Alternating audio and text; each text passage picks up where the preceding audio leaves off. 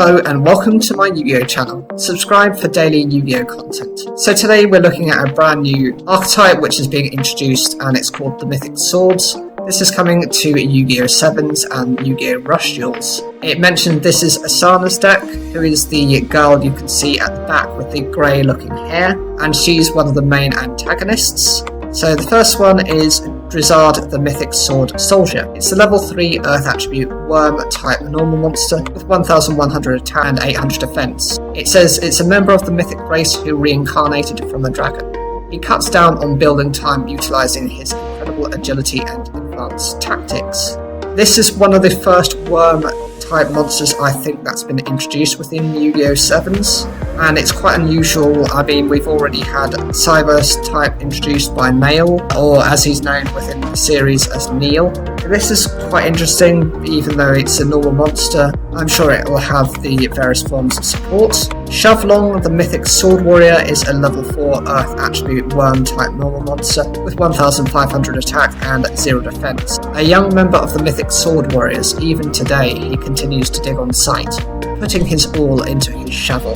For a level 4, actually at the moment 1500 attack isn't bad. There are quite weak monsters out there. They pretty much reset how the game is playing within Yu-Gi-Oh! 7s and Yu-Gi-Oh! Rush Duels. So it's not bad, and I definitely can see at the moment it being quite playable. Rig Rallon the Mythic Sword Void Soldier is a level 6 Earth attribute Wyrm type normal monster with 1900 attack and 600 defense. A veteran member of the Mythic Sword Construction crew.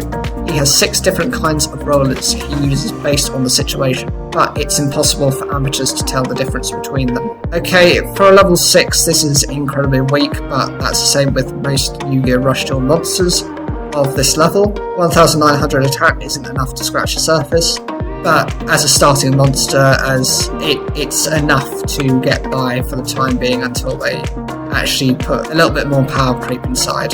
This is the crucial card, and this is essentially ASANA'S boss monster. These are the maximum monsters, so those are cards that work as a set of 3, and when they're combined give the middle monster its ability. The first is Wyrm Ex-Cavator, the heavy equestrian Wyrm. It's a level 3 Earth attribute Wyrm type maximum effect monster with 800 attack and 0 defense. The requirement is to go into maximum mode, and the continuous effect is this card gains 300 attack times the number of cards in your hand. That's quite a decent effect. It's a Muka Muka effect, which is the original monster that used that from the original Yu-Gi-Oh! Series. It's a decent effect because that effect can also stack up with the maximum monster in the middle itself. Wyrm Ex-Cavator, the heavy equestrian Wyrm. The previous one was the left version, this is the middle monster. This is a level 10 Earth attribute Wyrm type maximum effect monster, and its maximum attack is 3500, but its original attack is 2500 with 0 defense. You can maximum summon this card with Wyrm Ex-Cavator, the heavy equestrian Wyrm L and R.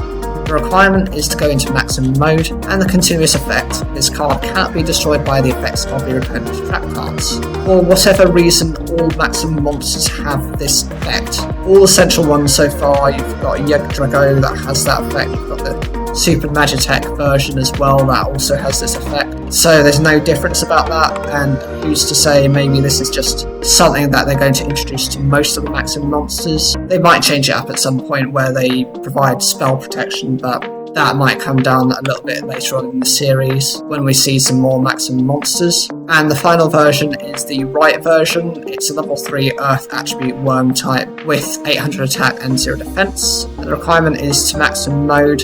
You can activate this by placing 1 card from your graveyard on the bottom of your deck, and the effect is to choose and destroy 1 spell or trap card on the field. Then you can draw 1 card, and if you destroy it as field spell card with this effect, you can then draw a bonus card. This is actually quite useful because many cards don't have this type of effect. It's consistent because it can be used, I think, every turn. So removing those cards, they often don't have the means of protecting them, and being able to draw into multiple cards, potentially within a turn. Remember, the maximum monster in the middle gains the effects of both the first and the left version and the right version. So potentially this card could become over, 3,500 attack if you use the effect, and it's also impervious to traps, as well as being able to remove any of your opponent's spells, which is quite useful as well. Build Dragon, the Mythic Sword Dragon, is a level 8 Earth Attribute Wyrm type effect monster with 2,500 attack and 2,000 defense. The requirement: you can activate if there is a face-up field spell card on the field, and the effect is to choose one normal monster, it must be a Wyrm type, in your graveyard and special summon it in that face-up. It doesn't specify the mode, so I'm guessing it could be either attack or defense, depending on what you prefer. This, outside of the maximum monster, must be ASANA'S boss monster. Whilst its effect is quite weak, at least it has a decent stat lineup for a level 8 monster. And the next card is the Insurmountable Summit of Spectral Shangri-La. This is a field spell card, it has no requirements. With the effect, while this card is face up in the field zone, face up monsters that are Wyrm type on the field gain 400 attack and lose 400 defense. So you're trading one stat line up for the other. This is quite useful because most monsters can't gain consistent levels of attack, and if you've got 3 Wyrm type monsters on the field that each of them are getting 400 attack, that might be enough to finish the game. The next card is Roar of First Fantasy. It's a normal spell card. The requirement is you can activate if you control a face-up monster, it must be a Wyrm type, with the effect to choose one spell or trap card your opponent controls and return it to the bottom of its owner's deck. Being able to do this means you're able to stop your opponent if they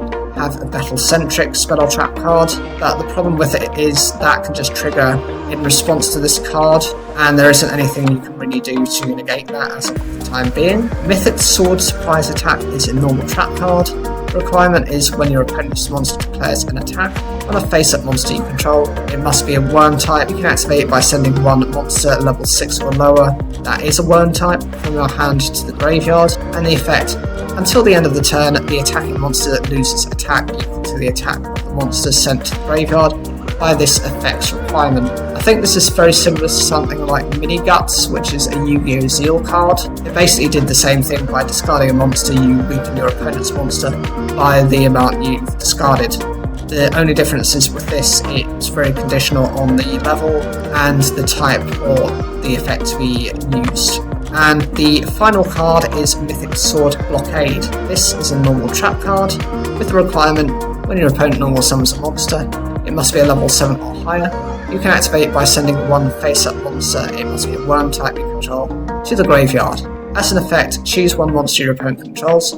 During this turn, your opponent cannot attack with monsters with the same type as the chosen monster. So this hopefully tries to prevent your opponent from attacking. It does rely on your opponent having one standardized monster type. If they're running multiples, then actually they could just tribute over those monsters or use some other effect to gain a bonus, or potentially negate this effect if they can do that as well. Overall, I think these cards are quite useful. They are quite different, and it's nice to see different sometimes, but at the moment, for her being a protagonist, it's not enough to consider that deck to be that useful.